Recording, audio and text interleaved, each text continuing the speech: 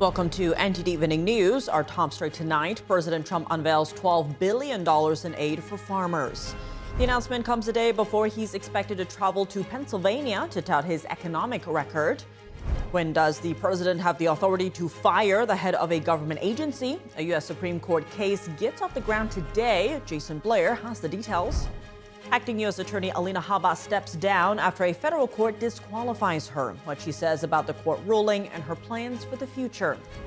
It's day 4 of the evidentiary hearing in the Luigi Mangione case. Arlene Richards has the latest on witness testimony about what was found in Mangione's backpack. President Trump says Ukrainian President Volodymyr Zelenskyy has not yet read the latest U.S. peace proposal. Ariane Pozdar has a response from Zelenskyy as the peace talks continue. A powerful earthquake hits Japan and triggers a tsunami. What officials say about the damage and the dangers lying ahead.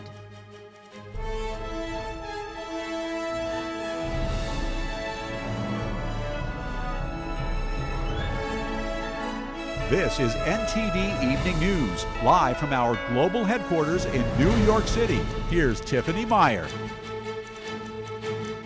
Good evening, and thank you for joining us tonight. President Trump unveils a $12 billion farm aid package at a roundtable with cabinet members and American farmers. This comes just a day before the president jets off to Pennsylvania to highlight his efforts to reduce inflation. We now go live to NTD's Washington correspondent Mari Otsu at the North Lawn of the White House. Mari, good evening.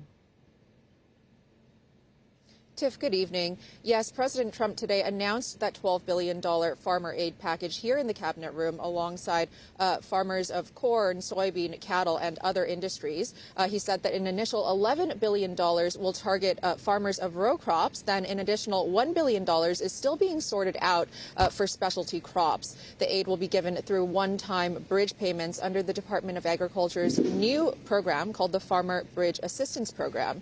Here's Court Holub, a farmer from Iowa, who is in the cabinet room today, saying how the aid will affect his family. Take a look. I think you brought Christmas to farmers with this bridge payment. You have a backbone to stand up to other countries for trade. I'll be able to potentially pass on a farm to my children because of you. Agriculture Secretary Brooke Rollins says the payments will start by February 28th. But by the end of this month, so just in the next couple of weeks, every farmer that is able to apply for it will know exactly what that number looks like. Farmers are an indispensable national asset, part of the backbone of America. I've always felt it so strongly. They're so important. This announcement comes as the U.S. has been in a trade war with China, leading to some U.S. farmers struggling to sell their crops as Beijing pulled back on purchases of products like soybeans, a move that President Trump condemned as economically hostile. Either in person or when we are on a call with President Xi, the first thing the president asking for is more soybean purchases. We don't talk about geopolitics. We don't talk about trade. It's about soybean purchases. We don't even say hello. We immediately start. Soybean. We start with the soybean, please. Could you do a little? It's always, could you do a little more? Soybean purchases gradually ramped up after a late October agreement between President Trump and CCP leader Xi Jinping, with China making its biggest daily soybean buy in 2 years last month. China committed to purchase at least 12 million metric tons of U.S. soybeans this growing season, followed by a minimum of 25 million tons annually for the next 3 years. However, current soybean purchase quantities are still far behind the 12 million tons that China committed to by the end of February. And President Trump, meanwhile, is planning to lift a block on exports of NVIDIA's H200 chips to China. The H200 chips are one generation prior to the most advanced Blackwell lineup. And under these terms, the U.S. government will get a 25% cut from these future sales. Some fear that China could use these chips for military ambitions, but President Trump says that sales will be subject to, quote, conditions that allow for strong national security. Tiff. And Mari, when the roundtable opened to questions, the president got some on the administration's boat strikes in Venezuela. This comes as some Democratic lawmakers are urging Secretary Pete Hegseth's resignation. What is the latest on that? Sure, Tiff. So while Secretary Hegseth is facing allegations of war crimes by some lawmakers in the Caribbean, with several urging his resignation, Hegseth shows no signs of stepping down, and from President Trump is still getting public support after the president said that he'd support releasing that September 2nd boat strike video last week, touting his administration's transparency in doing so. Today, the president said that he defers to the Secretary of War's decision on that. Take a look. Are you ordering the secretary to release that full video? Whatever he decides is okay with me. So every boat we knock out of the water, every boat, we save 25,000 American lives. That was a boat loaded up with drugs. I saw the video. I told you, whatever Pete Hegseth wants to do is okay with me. This is all coming just a day before President Trump is expected to be traveling to Pennsylvania, where he'll be touting his economic agenda and the inflation crisis before the 2026 midterm elections. Tiff, back to you. Mari, thanks for those updates. Why is President Trump's $12 billion aid package needed for American farmers? Tonight, White House Deputy Press Secretary Kash Desai joins Capitol Report with Steve Lance. Tune in at 7 p.m. Eastern Time. President Trump says he'll sign an executive order this week on a federal AI approval process. He says this will avoid having different rules in each of the 50 states. Trump wrote on Truth Social today, quote, "There must be only one rule book if we are going to continue to lead in AI. We are beating all countries at this point in the race, but that won't last long if we are going to have 50 states, many of them bad actors, involved in rules and the approval process." The president said he will be doing a one-rule executive order this week. Trump did not provide details. Leading AI firms have called for national AI standards instead of a 50-state patchwork of laws. But the move is likely to face pushback from the states, who have previously warned of disastrous consequences if the technology is left unregulated. The Supreme Court will decide whether to lift some limitations on the president's authority to fire certain agency officials. The case kicked off today with oral arguments, leaving the impression that the court will eliminate some of the barriers. NTD correspondent Jason Blair has more. After hearing oral arguments, the Supreme Court seems likely to remove certain barriers, limiting the reasons a president can remove members of the Federal Trade Commission and independent federal agencies. President Trump fired FTC head Rebecca Slaughter in March. After Slaughter won some appeals, the Supreme Court ruled to allow Slaughter's removal while agreeing to hear Trump versus Slaughter, which started arguments on Monday. If the High Court does indeed side with the federal government, it would strengthen the president's ability to remove senior officials from some federal agencies. The precedent cited in the case is 1935's Humphrey's Executor versus United States. The court ruled that FTC members can't be removed without a cause.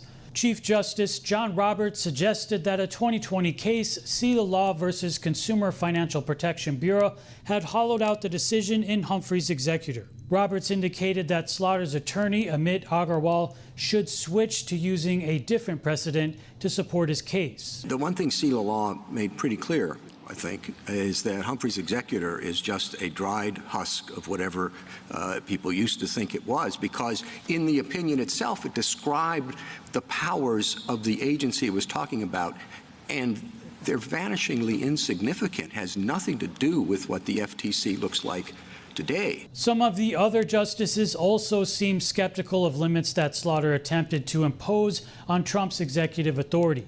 However, some justices expressed concern about overruling a 90-year-old precedent. You're asking us to destroy the structure of government and to take away from Congress its ability to protect its idea that the government is better structured with some agencies that are independent. Trump's firing of FTC Commissioner Slaughter is part of the president's broader push to remove officials from independent agencies whose leaders have traditionally been protected from at-will dismissal without cause. The Supreme Court is expected to issue a ruling in Trump versus Slaughter by the end of June 2026. Jason Blair, NTD News. Alina Habba, the acting U.S. Attorney for New Jersey, is stepping down. This comes after a federal court ruled that she was unlawfully appointed by President Trump. In a statement posted on X today, Habba said, quote, as a result of the Third Circuit's ruling and to protect the stability and integrity of the office which I love, I have decided to step down in my role as the U.S. Attorney for the District of New Jersey. But do not mistake compliance for surrender. This decision will not weaken the Justice Department, and it will not weaken me. Earlier this month, the Third Circuit Court of Appeals sided with a lower court decision and disqualified Habba because she was not confirmed by the Senate. Habba and the Trump administration have argued that Democratic senators are stifling the confirmation process. Habba said she will continue to serve as the senior advisor to Attorney General Pam Bondi for U.S. attorneys while she waits for further review of the court ruling. It's day 4 of a hearing in the case against accused killer Luigi Mangione, in which his defense is attempting to get key evidence removed before trial. NTD's Arlene Richards was in the courtroom and has the latest on today's testimony. 2 more witnesses testified for the prosecution on Monday in day 4 of the Luigi Mangione evidentiary hearing.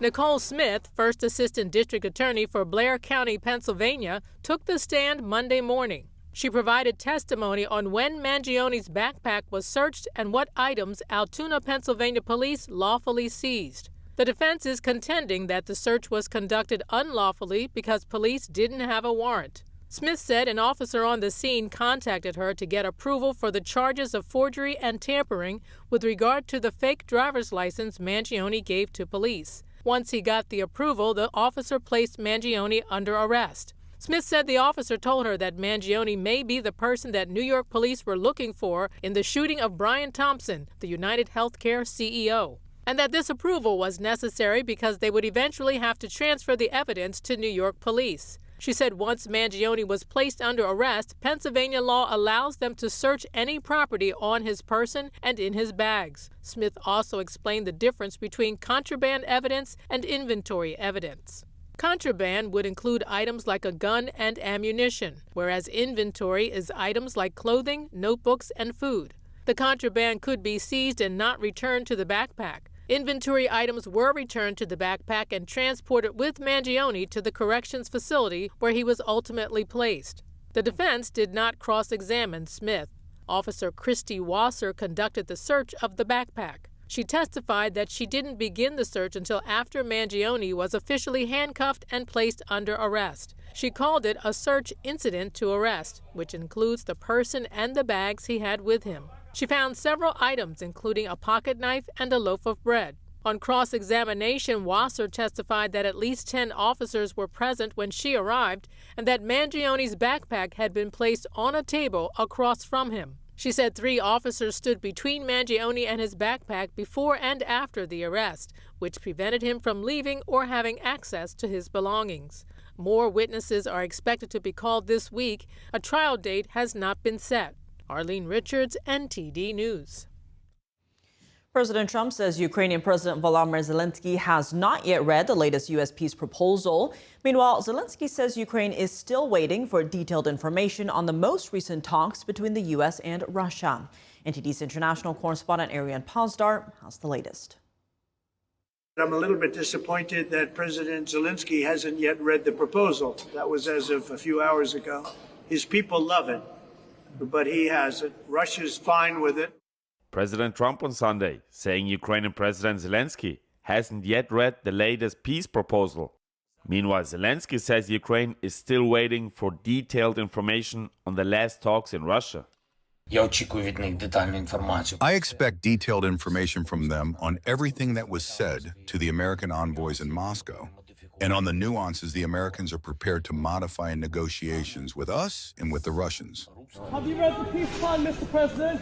Zelenskyy is in London on Monday, rallying support among Kiev's allies in a US-led peace push. He says unity between Europe, Ukraine and the US is important when negotiating an end to the fighting.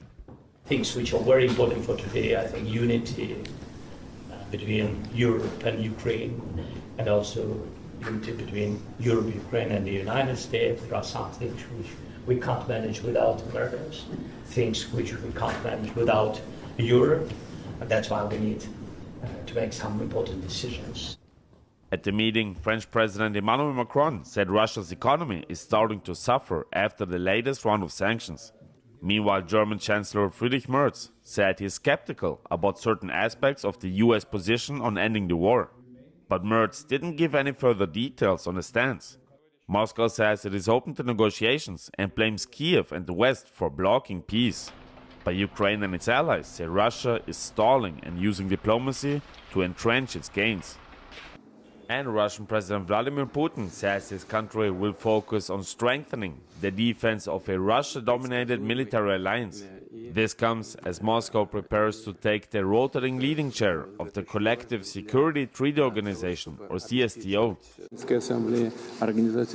It is clear which areas we see as priorities: strengthening our defense capabilities, coordinating our policies in military activities and in military technical cooperation. The group includes Russia and the former Soviet nations of Kazakhstan, Kyrgyzstan and Tajikistan. Arian Pasar, NTD News. A powerful 7.5 magnitude earthquake struck northern Japan today. It triggered a tsunami of up to 28 inches. The Japanese government is still assessing the damage from the earthquake and the tsunami, but so far they said 23 people were injured, including one seriously. Most of the victims were hit by falling objects. The earthquake struck at about 11:15 p.m. local time in the Pacific Ocean, around 50 miles off the coast, roughly 30 miles below the sea surface. Authorities issued a tsunami alert and later downgraded that to an advisory. They said about 800 homes were without electricity and some train lines were suspended in parts of the region. Some 500 residents are in shelters. No irregularities were reported at nuclear power plants in the region. Japan is one of the world's most earthquake-prone countries. Officials are cautioning about possible aftershocks in the coming days. Coming up, Secretaries Marco Rubio and Pete Hegseth meet with their Australian counterparts at the State Department. This comes as the Chinese regime continues to amplify its military aggression in the Indo-Pacific. Jack Bradley in D.C. And Hamas terrorists continue to search for the body of the last remaining hostage in the Gaza Strip. The mother of that hostage says Israel won't heal until he is returned. Jason Perry brings us that story after the break.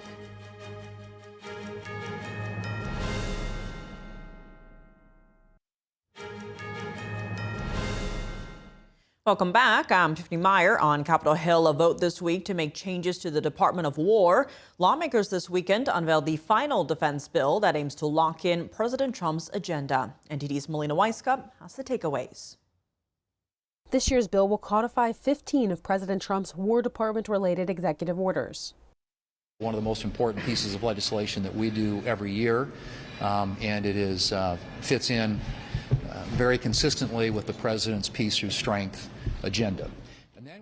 It aims to strip the Pentagon of programs like CRT, DEI, and climate initiatives, and refocuses on merit-based promotions instead of diversity to drive admissions to service academies. DOGE cuts are included, eliminating $20 billion in obsolete weapons, inefficient programs, and Pentagon bureaucracy. Enlisted service members would get a 4% pay raise. The bill would cement Trump's deployment of troops to the border to combat illegal immigration and drugs. As for policy abroad, lawmakers aim to strengthen U.S.-Israel military operations and ramp up defense in the Indo-Pacific to deter CCP aggression towards Taiwan. She has ordered the People's Liberation Army to be ready to take Taiwan by force by 2027. The CCP has conducted the largest military buildup since World War II. Countering China and Russia's technology and weapons development is also a focus in the newest defense bill. Lawmakers this week are expected to vote on the yearly defense bill. Reporting from Washington, D.C., Melina Weiskup, NTD News. Top Australian diplomats visit Washington to strengthen ties amid escalating tensions from the Chinese regime. That's as Japan and Taiwan work to ensure the U.S. will have their backs to counter China's aggression. NTD's Washington correspondent Jack Bradley has the details. Top officials in Washington meeting with their Australian counterparts amid an increasingly aggressive Chinese Communist Party, which is conducting more military drills, sometimes dangerously close to U.S. allies in the Indo-Pacific. This is an incredibly strong alliance. The stronger we are together, the more we can deter the kinds of conflicts neither of us want to see. We welcome President Trump's statement. We are full steam ahead. President Trump and Australia's Prime Minister at the White House back in October signed a deal on critical minerals, those used in technology from cell phones to fighter jets. That's after China restricted its global exports on critical minerals, but later paused that decision for a year as part of the U.S.-China trade deal. We have to have critical mineral supplies and supply chains that are reliable and that are diverse and not overly invested in one place, where they can be used as leverage against us or our partners of the world. Australia's defense minister emphasizing the role that the U.S. plays in their security. Our relationship with the United States is the most important relationship that we have, and indeed our alliance with the United States is really the cornerstone of Australian strategic and foreign policy. But that's not just true for Australia. All of America's allies in the Indo-Pacific are to some degree dependent on American leadership in countering a potential attack from the Chinese regime. You know, you travel, I'm sure you do too, you travel to Japan, Philippines, Taiwan, almost anywhere you go. The question is, will America be there for us if and when the time comes? And the U.S.'s position is to deter China through strength rather than conflict. It's our job to make sure Beijing sees unquestionable U.S. military strength that, if necessary, can back up our national interests. In the latest escalation on Sunday, 2 Chinese fighter jets aimed a radar beam signaling to fire at Japanese military aircraft near Japan's Okinawa Islands. China's radar lock-on was a dangerous act exceeding the scope necessary for the safe flight of aircraft. We will respond calmly and resolutely. The heightened tensions between China and Japan come after the Japanese Prime Minister said that her country would protect Taiwan in the event of a CCP attack. Last week, Trump signed the Taiwan Assurance Implementation Act, which requires the State Department to update its guidelines for U.S. engagements with Taiwan at least every 5 years. And that's designed to deepen the relationship between both countries in the absence of formal diplomatic relations. Reporting from Washington, D.C., Jack Bradley, NTD News. In the Gaza Strip, the Hamas terrorist group and the Red Cross continue to search for the body of the last remaining hostage. The mother of that hostage says Israel won't heal until her son is returned. NTD's Jason Perry has the details. A member of the International Committee of the Red Cross was seen on Monday handing two-way radios to Hamas terrorists in the Gaza Strip. Hamas and the Red Cross were seen leaving in a convoy to continue searching for the last remaining hostage, Ron Gavili. In an interview released on the same day, Gavili's mother said it was by fate that her son is the last hostage yet to be returned. You know, we had a joke in the family, like in the first months of the war, and we sat and laughed and said, it's so like Ronnie to be the one to turn off the lights, to come back last, like, because that's Ronnie. And, you know, it was this kind of cynical joke that was told here at home, and somehow it became reality. And she added this. We were promised unequivocally by the Prime Minister and everyone we spoke to that they're bringing everyone back. Without Ronnie, it's not everyone. Without Ronnie, we still have a wound in our heart. Without Ronnie, our country won't rise. And on Monday, the U.S. ambassador to the United Nations, Mike Waltz, met with Gavili's parents. Waltz also met with Israeli Prime Minister Benjamin Netanyahu. And Waltz said the U.S. was committed to the release of the final hostage. The two also discussed the ceasefire in the Gaza Strip and President Trump's 20-point peace plan, which is set to move on to Phase 2 after the last hostage is returned. Phase 2 includes the disarmament of Hamas, something the terrorist group has not yet agreed to. Israel's government spokesperson said Netanyahu was set to meet with President Trump on December 29th. They will discuss the future steps and phases and the international stabilization force of the ceasefire plan. And she said Phase 3 will be focused on the de-radicalization of the Gaza Strip. Meanwhile, a former hostage who was released a couple of months ago said he is still dealing with the trauma resulting from Palestinian Islamic Jihad captivity. They tortured my soul, leaving physical and spiritual scars everywhere. I am coping with these physical, spiritual, and emotional scars with psychiatry. I met survivors who can no longer talk and communicate. They have lost their minds. He called his rescue a miracle from God. Jason Perry, NTD News. Coming up, Democrats maintain their demands on health care, the sticking point through the longest government shutdown in American history. Their proposal to address the expiring Affordable Care Act tax credits is expected to fail again as lawmakers rush to find a compromise solution. Luis Martinez on Capitol Hill. In which way is the Supreme Court leaning after hearing oral arguments in a case about President Trump's firing of an FTC commissioner? What implications could the case have on the FTC and our government more broadly? Attorney Gerard Filitti joins us to discuss when we come back.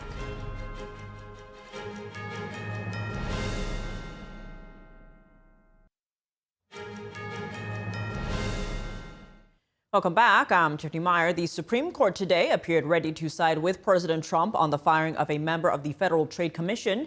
At the center of the case is Trump's decision in March to fire Rebecca Slaughter, despite a federal law that requires presidents to show cause before doing so. The court's decision could have sweeping implications beyond the FTC. Joining us now to discuss is Gerard Filitti, Senior Counsel at the Lawfare Project. Gerard, thank you so much for joining us. Always great to have you. First, based on arguments today, any idea on where the High Court is leaning? The arguments certainly seem to favor President Trump and his ability to fire directors of independent agencies. That was the line of questioning, if you follow Justice Roberts and the Republicans on the Supreme Court. That did seem to indicate that we are in for a significant sea change in the way that the law is interpreted when it comes to the president's ability to fire heads of agencies. And expanding on that, if the court sides with the president, how significant would this be? It's very significant. It sets aside over 80 years worth of precedent and understanding that the independence of certain agencies is beyond the purview of the presidency. But this is also consistent with what we have seen from the Supreme Court, which has over the years wanted Congress to be much more specific when designating powers within regulations and within agencies. So this is really very significant that it gives the president much greater powers to fire people in agencies that he deems incompatible with his agenda. Digging into that, would a win for President Trump mean the end of what we today call federal independent agencies? Well, I don't think it will. I think what we see, if there is a win for President Trump, is that we will have a more carefully designed parameters in which people are appointed and in which they exercise their powers. One of the issues that has led to this point is that over the course of 80 or 90 years, these independent agencies have gathered much more power onto themselves than was ever intended by Congress. Yet there's never been a good way to hold them accountable except through normal resignations or normal terms. This is a way to hold agencies more accountable, which they were not before. And to your earlier point, how does a 90-year precedent called Humphrey's Executor v. United States fit in here? Talk to us about that. Well, that's really what set the precedent for the independence of certain agencies. But the problem with Humphrey's Executor is that when you have an agency like the FTC, the Federal Trade Commission, which is at issue here, it's defined by statute as belonging both a little bit in the legislative branch and a little bit in the judicial branch. So that makes it incompatible with separation of powers. What we saw in the 1930s was a decision that was appropriate at the time. At the time, we needed government agencies to be more independent to deal with the financial and social context. Today, we need more accountability because we have more and broader powers for these agencies. So we're likely to see gradual narrowing down of this interpretation of the law, which we have seen, and now we're likely to see it thrown out altogether in Humphrey's Executor. And Gerard, if Humphreys is overruled, what would be the impact on other officials besides Slaughter? Well, there are about 24 federal agencies that are similar to the FTC that are considered independent or quasi-independent. If Humphrey's Executor is overturned in this case, then it gives the president carte blanche effectively to fire or to remove directors from those agencies as well. So again, this brings it more in line with accountability and having these branches of the government, which effectively are really part of the executive, be responsible to the president and not serve as mini autocracies. Gerard Filitti, as always, thank you so much for joining us. Pleasure. Thank you.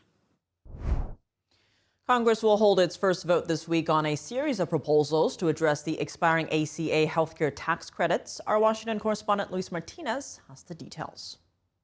The Senate will vote this Thursday on the Democrats' proposal to address the expiring COVID-era Affordable Care Act healthcare tax credits. The vote on Thursday is a commitment that Republicans made to Democrats, so a small group of Democrats would vote to reopen government last month. I'm announcing that Senate Democrats will introduce legislation for a 3-year clean extension of the current ACA tax credits. This bill, a Clean Year 3 extension of the ACA tax credits that Democrats will bring to the floor for a vote on Thursday, and every single Democrat will support it. Every single Democrat. The Democrats' demands, which caused the longest government shutdown in American history, have remained unchanged. A 3-year clean extension of the COVID-era tax credits would cost American taxpayer approximately $120 billion. The COVID-era subsidy only affects 7% of Americans, okay? All this hullabaloo is over 7%. Now, every American, 100% of Americans need their health care costs to come down. Republicans have ideas to do that. Now, what I've got to do is build consensus deliberately around the best ideas, and we've been working on that. So, sadly, this is not really a serious effort. Just to extend 3 years, something that has not been working, that was meant to be temporary from the beginning, is not a good vote. That's not a thoughtful vote to say, we're just going to extend what we're doing. Yeah. A group of bipartisan lawmakers in the House of Representatives have also proposed a 2-year extension with a commitment to agree on reforms by July 2026. These reforms could include income caps on beneficiaries as well as measures to reduce fraud. We need action from this Congress, and all we're getting are stunts. Republicans obtained from the Government Accountability Office last week so that they could yell fraud, fraud, fraud to justify denying these credits. But if you look at the details of the report, it shows the fraud is coming from a group of insurance brokers and agents, that the Biden administration responded by suspending 850 of those people. This Thursday's vote on the Senate floor on the Democratic proposal to address the expiring tax credit is expected to fail. A group of Republican senators have also proposed passing along the subsidies directly to consumers instead of to insurance companies. The tax credits expire by the end of December. Reporting from Washington, D.C., Luis Eduardo Martinez, NTD News. Has the Affordable Care Act, better known as Obamacare, been working out for Americans? NTD's Sam Wong was out on the National Mall in D.C. to hear from the people. Do you think Obamacare is a good idea? Do you think it's affordable? I don't know much about it now. When it first came out, I didn't think it was. I tried to get my employees to take advantage of it. I think it would have been hard on us if we'd have been over the 50 employee limit where it taxed us for a business who had not planned for that. I think it should be extended because people really need to help, especially now that things are so expensive. I was on insurance with my kids, you know, because I couldn't afford to buy insurance, and it was really beneficial. My medical care has gone through the roof in the last 7 to 8 years since Obamacare, because doctors, and I have many friends who are, can't get a full price of what they're worth, so they have to upcharge in order to get the 40 or 50% back from Medicare and Obama. So it's basically a Ponzi scheme. Because I think Obamacare has been good for people overall. I'm from Sweden originally, so I fully support socializing medicine. They should do that. Make sure it's free for everybody. It would be good for everyone. President Trump has been talking about a potential reform for Obamacare. So basically, instead of paying money directly to the insurance company, he's talking about giving it to the people instead so that they can choose the kind of health care they want. What are your thoughts on that? Well, that would depend on how much it would be. If it would cover, be equal amount to Obamacare and not be financially stressful for the people. Well, I think that's a better plan, but I'm not sure it's viable in America today because people are so irresponsible with money. I don't think the government should be in anybody's bedroom, health care issue, whatever. All the money that we pay in taxes, we should be able to have access to, just like Social Security, just like Medicare. If every dime I'd put in Social Security and Medicare as a working individual was in my pocket, I'd be a multimillionaire and I'd be retired. I'd be in the Bahamas right now, not here. I think that's a great idea. And based on what they can afford, it's just the way the system works. Some people are saying that Obamacare, the way it was initially designed, kind of took competition out of healthcare, and that's what was driving up the prices. Would you say you agree? What do you think? Well, I think insurance companies can be the bad guys, very much so. They have to take more of the hit. I understand everybody's in business to make money, but they do well, the insurance companies, is the way I look at it and see.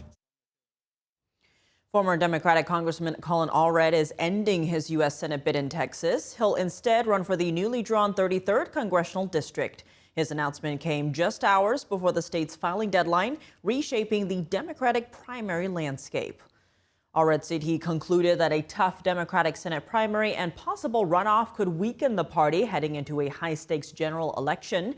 He called the decision difficult, but said he intends to continue serving his community. The 33rd district, redrawn by the Republican-led legislature, is a heavily Democratic seat that includes the area where Allred grew up. He noted it is also where he and his wife are raising their 2 children. And just hours after his announcement, Democratic Congresswoman Jasmine Crockett found paperwork to run for the U.S. Senate. If she becomes the Democratic nominee, she'll face the winner of a GOP primary that includes Senator John Cornyn, Texas Attorney General Ken Paxton, and Congressman Wesley Hunt. Coming up in what could be one of the biggest mergers in entertainment, Paramount launches a competing bid for Warner Brothers Discovery, despite Netflix agreeing to buy the company last week. Find out the stakes in the potential acquisition. David Lamb has the details. Arctic air is sweeping across much of the U.S., bringing cold temperatures, heavy snow, and flood risks. Millions are under winter weather alerts, with dangerous conditions expected on roads and across affected regions. Christina Corona has the weather update. And in college football, the playoff field is finally set, but not without some controversy. Dave Martin joins us to discuss when we return.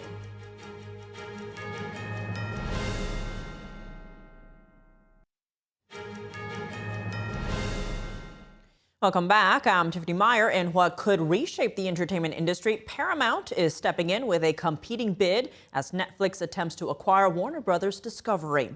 NTD's David Lamb reports. Paramount on Monday launched a counteroffer for Warner Brothers Discovery.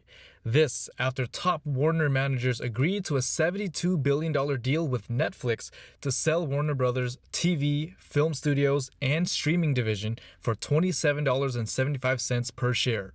But Paramount is appealing to Warner shareholders with an all-cash offer for $30 per share to buy all of Warner's business, including the cable networks, which Netflix does not want. The winner of the bid would buy one of Hollywood's most prized platforms that's behind CNN, HBO, and DC studios. Paramount said it's challenging Netflix's offer after Warner, quote, never engaged meaningfully with 6 previous proposals from Paramount. Greg Peters, co-CEO of Netflix, said this acquisition will improve our offering and accelerate our business for decades to come. The fight for Warner Brothers drew strong reactions as politicians chose sides, citing the likely impact on streaming prices, movie theater employment, and the diversity of entertainment choices. On Sunday, President Trump told reporters that Netflix CEO Ted Sarandos has made significant feats in the entertainment industry. I met with Ted. I think he's fantastic. I think he's, in the history of Hollywood, has really been almost, you could say, nothing like what he's done. Trump didn't say whether he favored the Netflix-Warner deal, but he pointed to potential market domination in the streaming industry. So they have a very big market share. And when they have Warner Brothers, that share goes up a lot. So I don't know. That's going to be for some economists to tell. And I'll be involved in that decision, too. Actress Jane Fonda said regardless of which company ends up acquiring Warner Brothers, consolidation at this scale would be catastrophic for an industry built on free expression.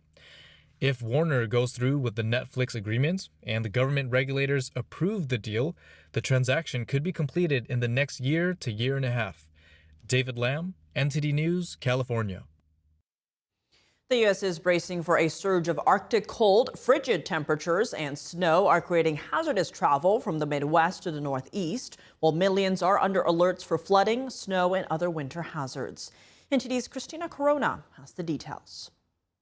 Frigid temperatures and powerful storm systems are sweeping across much of the U.S. this week, bringing dangerous cold, snow, and flooding concerns. A surge of Arctic air is pushing temperatures 10 to 20 degrees below normal across areas east of the Mississippi River, with the coldest conditions focused over the northern plains, Great Lakes, and upper Midwest. By Tuesday morning, some cities in the Northeast, including Boston, New York, and Philadelphia, could see near-record low temperatures. Winter weather alerts are posted for at least 12 million people from eastern Kentucky through Virginia and into northern North Carolina. A fast-moving storm Monday could drop 2 to 4 inches of snow in that region, with higher totals possible in central Virginia. Additional snow is forecast to spread from North Dakota into the Great Lakes and New England by Wednesday. Snowfall is expected to calm by Monday night, but slick roads could make the evening commute dangerous across the region. At the same time, a powerful atmospheric river is set to soak large portions of Washington, Oregon, and Idaho. The National Weather Service issued warnings for widespread rainfall of 4 to 6 inches, with some areas along the Cascades foothills expecting up to a foot of rain. Christina Corona, NTD News.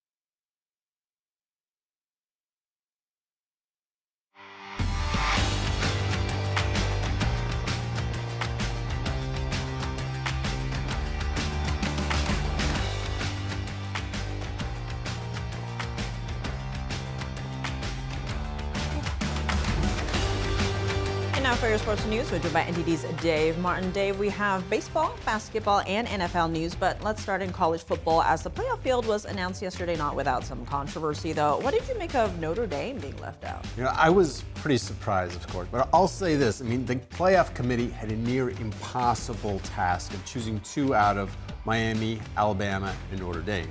They chose Miami and Alabama, left the Irish out. Notre Dame naturally was a little surprised and very disappointed. But what really upset some people is that the committee had Notre Dame ahead of Miami in all 5 previous playoff rankings. But then in this final one, they moved Miami ahead of Notre Dame, despite neither of them playing last week since the last playoff rankings came out. So really, what changed between this week and last week if both teams were off? I mean, it's kind of a head scratcher. Now, Notre Dame's athletic director kind of summed up my whole thoughts on this when he said, any rankings ahead of the final ones are, quote, waste of time. Now, of course, the committee, they have every right to change their minds, but it really makes all those previous rankings look completely irrelevant now. Now, my guess is that since both Miami and Notre Dame were 10-2, Miami, though, won their head-to-head battle back in early September, late August, so they decided maybe to make it that switch because of that. Also, I think they didn't want to leave the ACC out, but the rug was pulled out from Notre Dame here. So with that said, though, the playoffs start with those first-round games. These 4 right here, starting December 19 and December 20th. So, Tiff, mark your calendars, all right? Keep our eyes peeled. Shifting gears to the NFL, though, Colts quarterback Daniel Jones left yesterday's game with a leg injury that was feared to be serious. Has the team updated his condition? Yeah, Jones suffered a torn Achilles as feared. Now he's out for the rest of the season, so a very tough loss for the Colts here, especially after Jones' resurgent season. He was top 10 in the NFL in a number of passing categories, including passing yards and passer rating. But it might get even worse for the Colts. His replacement, rookie Riley Leonard, suffered a knee injury during the game. They're hopeful he plays this Sunday against the Seahawks. Now, elsewhere in the league yesterday, there was that very ugly injury to Commanders tight end Zach Ertz, who was hit very hard by Viking safety Jay Ward while attempting to catch a pass. Ertz had to be helped off the field. He suffered a torn ACL. He's out for the rest of the season. And the guy is 35 years old. It's not a given, actually, that he will be back. But he's 5th right now all-time among tight ends in 825 career catches. He's played in 3 Pro Bowls, though. But you saw that the hit. It was pretty ugly. It was gruesome. It seems like there's a lot of really bad injuries lately. Yeah, that's football, right? That's the worst I've seen, though, this season. It's got to be. It does look rough. I couldn't watch it a second time. Than normal.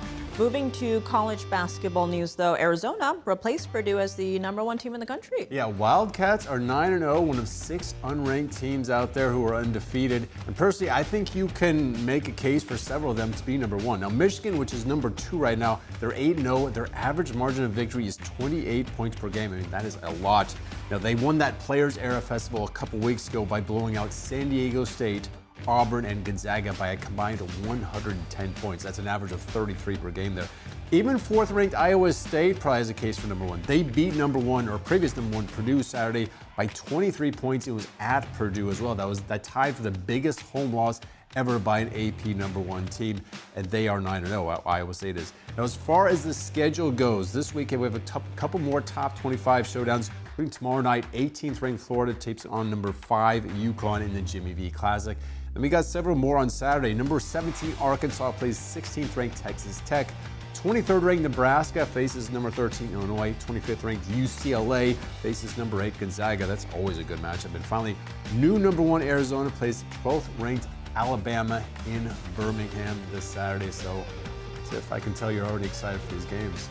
You'll have a busy weekend. Looking at baseball news, though, former Giants second baseman Jeff Kent was elected to the Hall of Fame of the weekend, but it's who wasn't elected that made headlines. Yeah, Kent made it a well-deserved honor for sure. The guy was MVP in 2000 when he was with the San Francisco Giants. He's the career leader in home runs by a second baseman with 377. But as you just alluded to, Tiff, it was almost as noteworthy that the all-time greats Roger Clemens and Barry Bonds did not make it. Now, Clemens won a record 7 Cy Young Awards as a pitcher. Bonds won a record number of MVP awards, 7 as a hitter. He's also the career leader in home runs with 762. But they are tied really to baseball's so-called steroid era, though both players have denied ever using performance-enhancing drugs. Enough voters, unfortunately, feel otherwise. Now, there's multiple ways to be elected to the Hall of Fame, but these two are running out of opportunities. Their next is going to be on a Veterans Committee ballot in 2031, so 6 years still. But if it was up to me, Tiff, I would vote for them. All right, well, there's that vote. David Saws, thanks for joining us. Thank you, Tiff. And that's all for today's news. For on-the-clock coverage, visit us at ntd.com/live or download our NTD app. Thanks for tuning in. I'm Tiffany Meyer. Good night.